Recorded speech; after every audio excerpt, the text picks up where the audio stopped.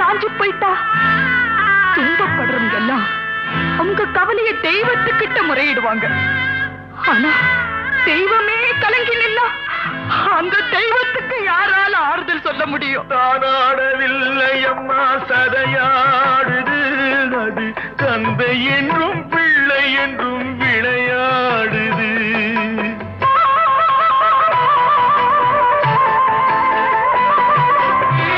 தானாடவில்லை அம்மா சதையா